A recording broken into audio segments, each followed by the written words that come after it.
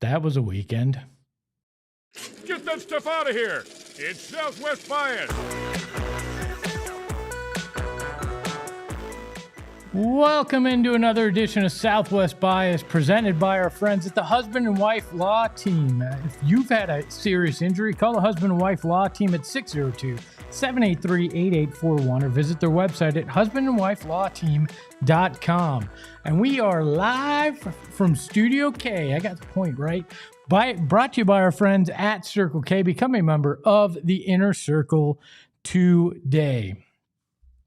I know I tend to come off clownish at times on this program and others that I've been on, but sometimes I have some deep thoughts. And this weekend, I started thinking a lot about things in general. One of which was, are things kind of written in stone? Is there fate? Is there things that just happen because of other things in life? Are things predetermined at time by previous actions? I think John Mayer said it best in his song In the Blood when he said, will it wash out in the water or is it always in the blood? Are there certain things that just are going to happen because they've been pre-written based on actions before? The Arizona Cardinals looked terrible on Sunday. Let's not sugarcoat it. They looked like a bad football team. And, I mean, they've looked like a bad football team for most of the year. Dumb mistakes, costly turnovers, poor coaching, questionable quarterback play from all involved. And it kind of feels like what we've dealt with for the better part of almost 40 years, since 1988, when this team came to Arizona. Same cycle, with the exception of 6 playoff wins, 3 of which came in the same year. It's semi-depressing, quite frankly, when you look at what they've always done and how they've always been. But is there a solution? Is there an easy fix? Or has fate kind of written this and dictated this since 1925? Now, I'm not sure if you know about the Pottsville Maroons. Admittedly, I've kind of heard about them in passing over the years. And you probably wonder, what does 1925, something called Pottsville from Pennsylvania, and the Cardinals have to do with each other, especially 100 years later in 2025? Maybe it's fate. Maybe it's the kind of things that are in the blood when it comes to the Cardinals. 1925, the Pottsville Maroons had the best record in the NFL after beating the Chicago Cardinals 21-7. It should have resulted in them being awarded the NFL championship because back then, in the stone ages of the NFL, there were no playoffs. If you had the best record at the end of the year, you were the champion. This championship, though, didn't go in the way that you'd think.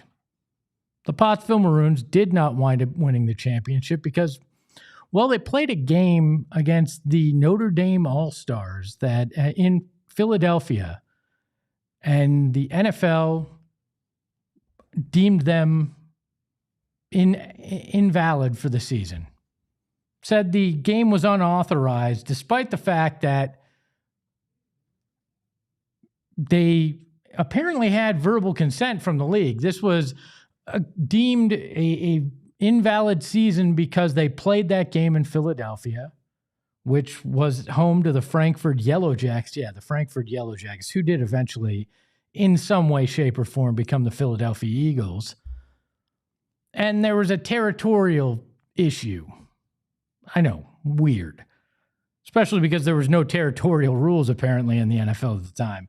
So because of that, the Chicago Cardinals wound up winning the NFL championship despite the fact that they played an unauthorized game according to the NFL, and they only got fined. Yeah. That's how angry I am. I'm knocking over things on the desk. Oh, that's boo. So 1925, the owner then of the Cardinals, Charles O'Brien, decides to turn down the title and says, I don't want it because it's not fairly ours. Assuming that he felt it was Pottsville's.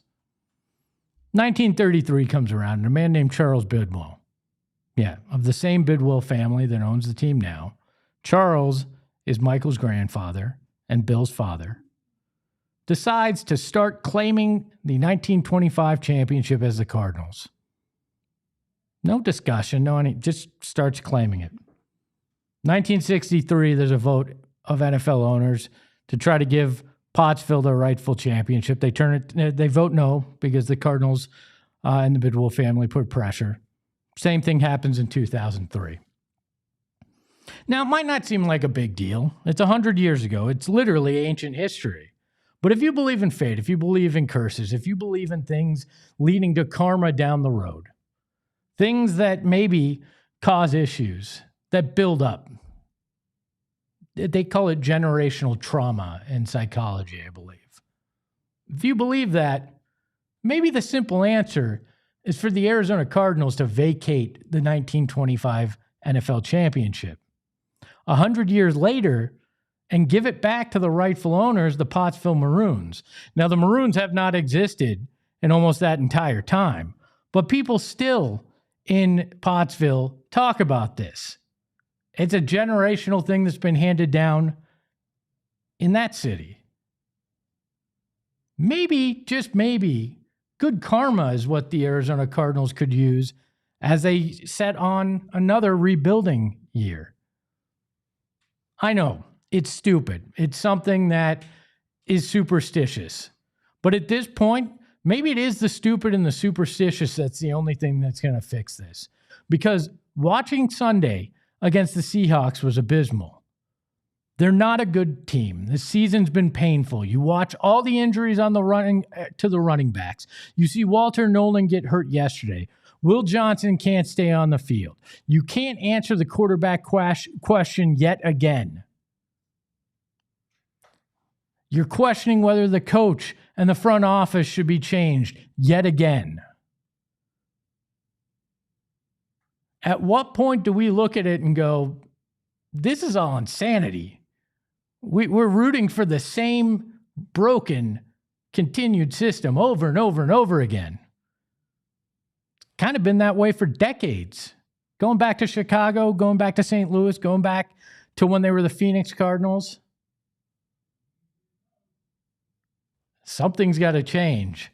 And I'm desperate enough to think maybe it's just giving back the 1925 NFL championship that could fix it and appease the football gods.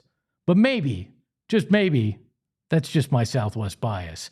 We welcome in the mustache behind the Mac, Shane Diefenbach, a man who remembers 1925 even though he wasn't born. Shane, how are you? Why is that?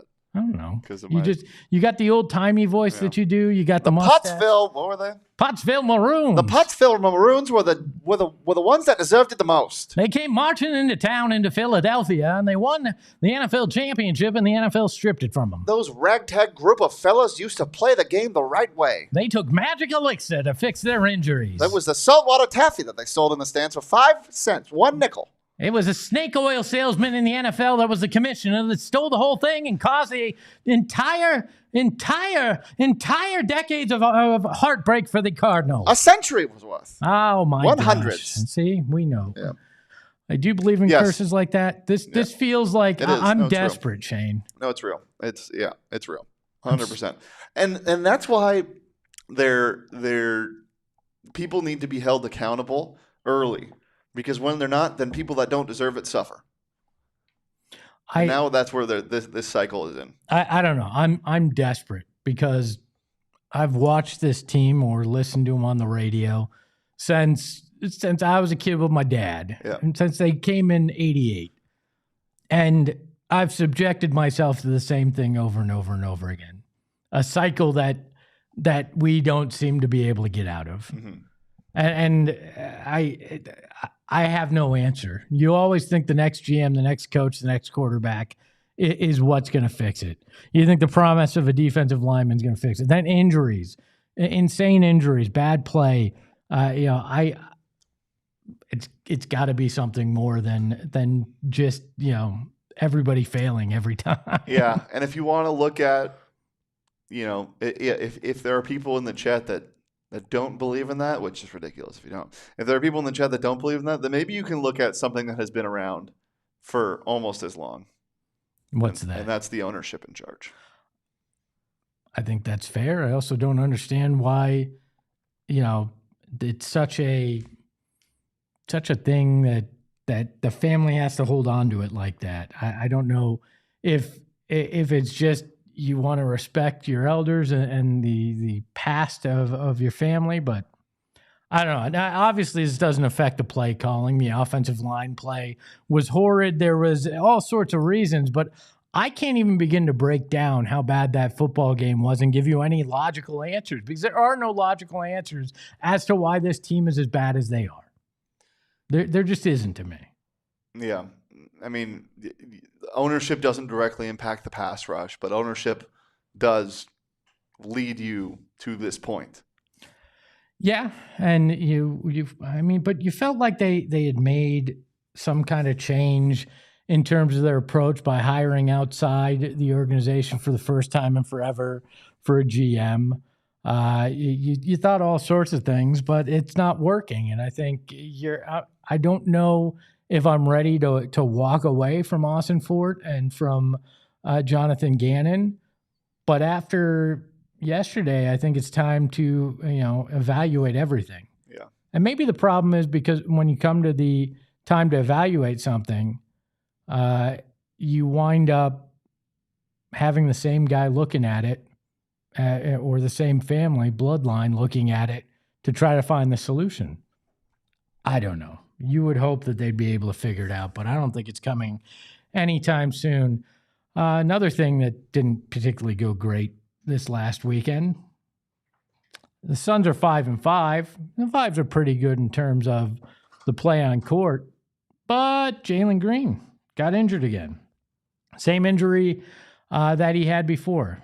He re-injured his hamstring. He aggravated it and re-injured it. Re-injured it. Yes. You don't re-aggravate. I know. I'm learning. He re-injured it, right? And this is not rare. 1/3 of all hamstring injuries are re-injured in the first 2 weeks after coming back. That's statistical. It's medical research of professional athletes. 1/3 of them are going to re-injure their hamstring after that. Recovery is variable. We do not know how long this will take. You can make a guess, 4 to 6 weeks, 2 months. There'll be some kind of projection, but it depends on the individual and how they respond. Now, this is potentially the third time he injured it as well, because he had a quote-unquote setback while they were in China. And it's a question about how he'll respond to this treatment, how the 3 muscles that make up the hamstring will actually respond, what the imaging shows, all these things that are going to go into this. But man, he looked good, but it's usually speed that will injure a hamstring, quick movements, how fast you're going. And that is what Jalen Green's game is predicated on. So it's got to make you wonder, is this something that we're going to continue to see this year?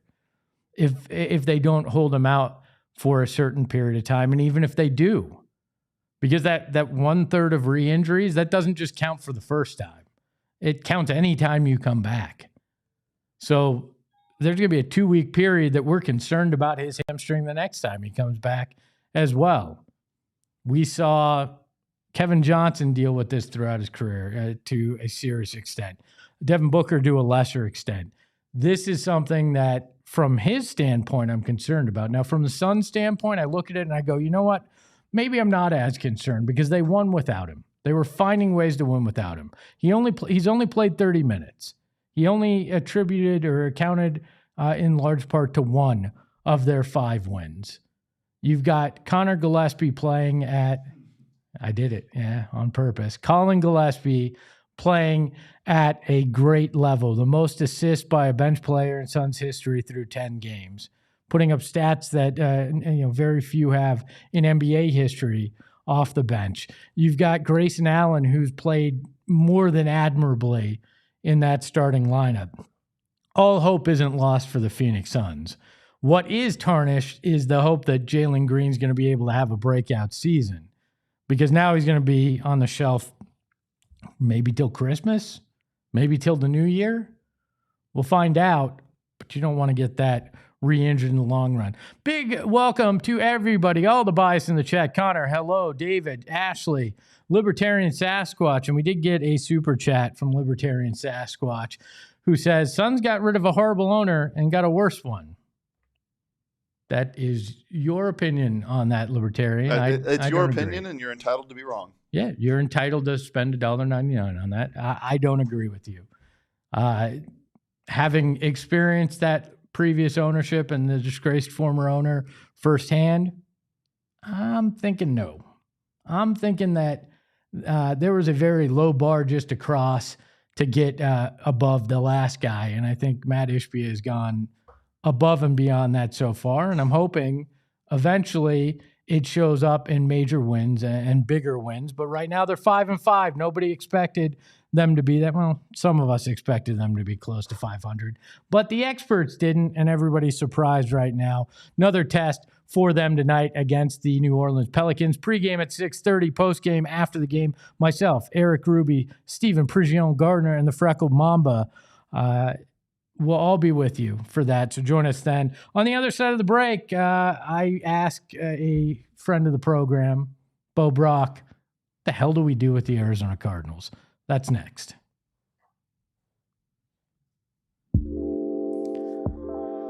Telling you about my friends at Circle K. I didn't get to go there this morning. I had a busy morning, and I am dragging for it. Maybe that's why the monologue was a little more morose than usual. I didn't get my caffeine from there, but I'll stop there tomorrow to get my great coffee from our friends at Circle K. And I think I'm going to need a fill up on the gas as well. Drove a lot this weekend, and if I become a member of the Inner Circle, which I have, I'm going to save. And right now, I'm saving at a special level. I got visited them 5 times this month. I'm getting 30 cents off my next fill up. It's that simple as a member of the Inner Circle. And what's super simple is when you first sign up, you're getting 25 cents off per gallon for your first 5 fill ups, then 3 cents after that. And then you're going to hit the mustache behind the Mac level. You can get 5 cents off per gallon. Just that easy. Plus, they're going to give you special offers throughout the month. Plus, you're going to get 79-cent Polar Pops, 99-cent Frosters. Great meal deals for like $3 meal deal for a hot dog or a tornado with select Frito-Lay's chips and a Polar Pop. They also have $4 and $5 meal deals as well. So join the Inner Circle today for free by downloading the Circle K app. Terms and conditions apply like everything in life. At participating locations, visit CircleK.com for more details. The husband and wife law team, they are the presenting sponsor of this program, and they're also where you need to turn if you've been in an accident or you have a serious injury, because who you hire as a lawyer matters. It's not just, hey, I'm going to call the first billboard I see and everything will be fine. No, I have personal experience. I worked with an injury attorney at one point, and it was one of the worst experiences of my life. And I regret not turning to the husband and wife law team because I had a lawyer that was more worried about what money was going in his pocket than taking care of myself and my family. But Mark and Alexis Breyer of the husband and wife law team, they ensure that that's not how they do business. They've been in Phoenix.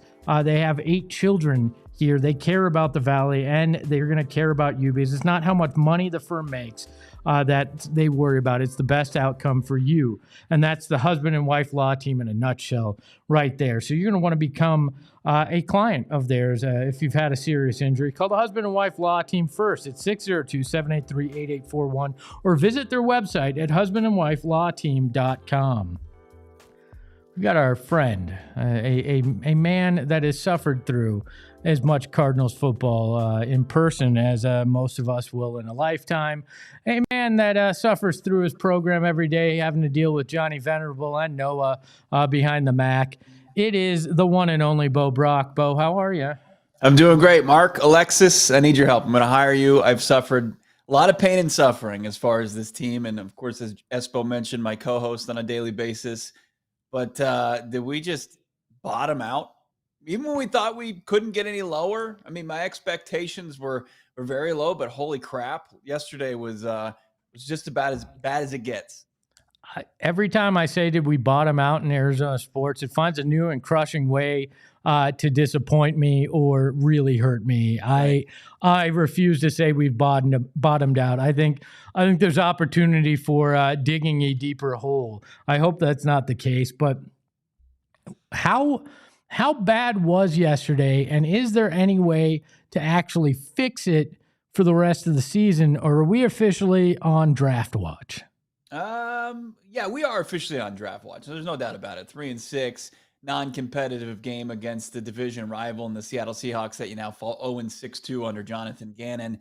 And you already were on draft watch, as we had prepared people for all last week that, there's going to be a changing of the guard at the quarterback position, kind of unceremoniously, Kyler Murray going silently into the night, where you've got Jacoby Brissett. And I think Brissett showed some limitations that you get from him being your full-time quarterback yesterday. But when you have a game like they did on Sunday, it harkens back, Espo, and prepare yourself, PTSD for 2012 type 58-0 vibes. I mean, it was 35-0 at one point.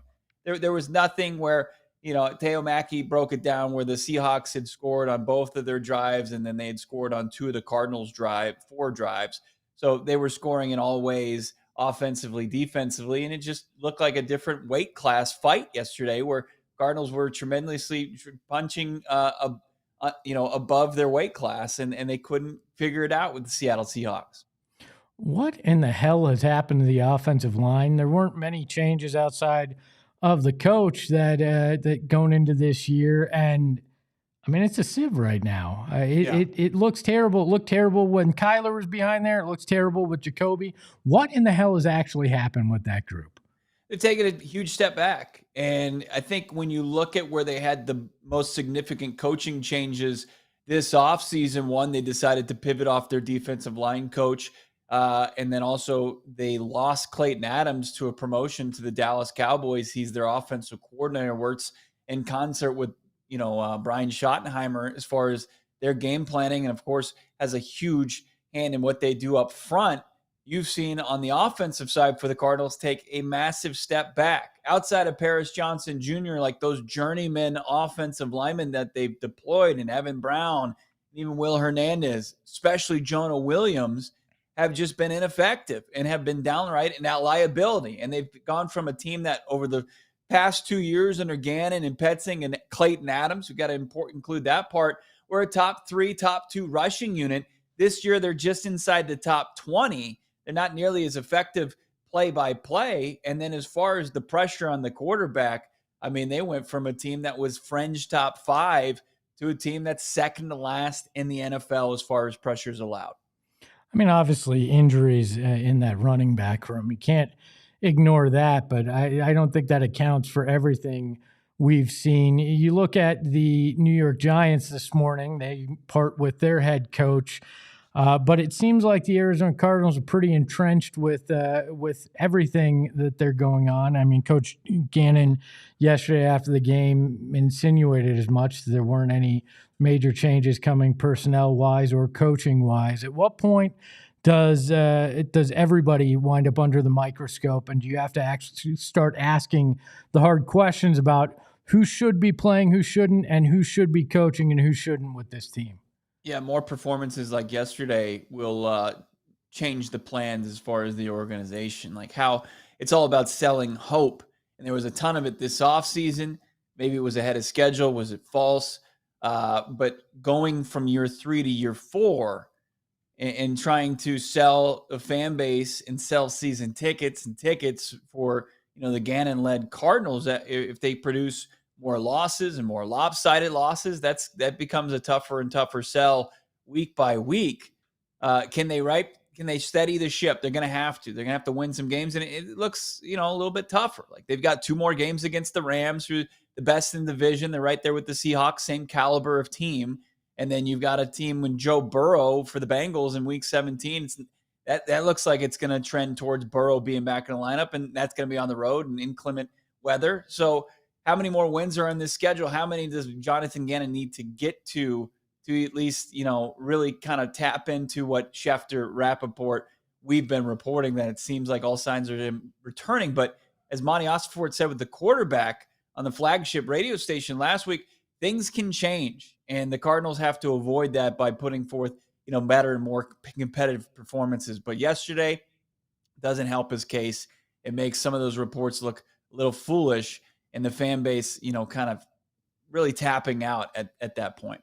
Yeah, 15-28 in terms of Gannon's overall record since being here. It doesn't feel like the quarterback, whoever's under center and shotgun, matters. It feels like Dable there's had 4 there's a less lot of wins. 4. That's the difference between Dable the last 3 seasons and Gannon. 4 less wins. So that's it's a little bit too close for comfort there. If you're JG, if you're any head coach. So I talked about it to open the show. Is there one simple fix here that can be made that I think is something that could be done today, Bo? Do they give back the Pottsville Maroons 1925 championship after 100 years of falsely holding on to it? Actually, they've only claimed it since Charles Bidwell took over in 1933. But do you cleanse your aura? Do you do that right now and say, it's been 100 years, it's rightfully yours, enjoy this banner that means absolutely nothing to the fan base here in Arizona, but would mean the world to Pottsville? I think Johnny Venerable would personally deliver it himself if that was the case. He would go and take the banner and try to reverse that curse. But if it was that simple, we would have done it weeks ago. But there's some deep-rooted issues here as far as the team goes. As far as a quick fix, you look at the right tackle spot, it's just kind of a turnstile no matter who you put back there, whether it's Jonah Williams or Kelvin Beachum. You got to hope maybe one of the young guys who's on IR and Christian Jones can make it back. Doesn't look like that's close. So what can you do as far as trying to shore up that offensive line? It helps when you just play less ferocious defensive fronts. That's the only thing that's going to inspire a little hope and just better play, because we've seen, like, when you don't have immense amount of pressure on Jacoby Brissett, he can operate this offense. As far as, like, the question, like, do you get Kyler Murray back as soon as possible from IR? No, I think that ship has sailed. I think that this organization is moving forward under, the guys that they're moving off of Kyler Murray. And as Schefter reported, a separation seems imminent and all parties seem content with that. So we'll see what happens. But as far as a quick fix, there's not. It's just going to have to be better play, better execution. We'll see what, all those injuries from yesterday, what that turns into as far as this week of prep against the Niners at home on Sunday. Bo, I feel like you, me, Johnny, Noah, and the mustache behind the Mac, Shane Diefenbach, we could put together a crew. We could go heist that banner from the training facility, and we can deliver it to Pottsville ourselves. I don't think this has to be a sanctioned event if we need to.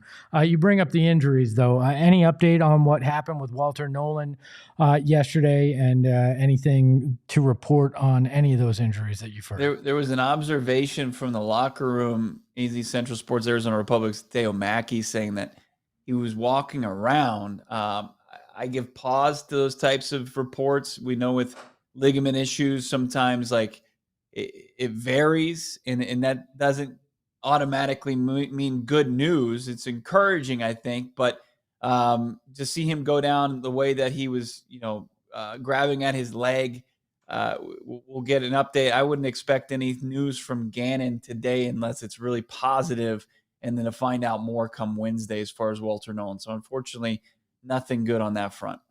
He is Bo Brack. You can follow him at Bo Brack, and you can watch him on PHNX Cardinals today at 4:30 and most of the week at 4:30. Bo, thanks for your time as always. Fire and Brimstone today, 4:30. That's the way we're actually just gonna position it the rest of the way. But thanks, Espo and Shane. You know what? Stop it. Stop smiling. I'm not. I'm upset. This is bad for business. You gotta love it. Shane, always the businessman. That's another edition of Southwest Bias in the books. A big thank you to the mustache behind the Mac, Shane Diefenbach. You can follow him at Shane Dief. You can follow the show at PHNX_sports. You can follow me at Espo. And remember, just give the damn championship back. Ahoy, hoy. We all silly like the mayor.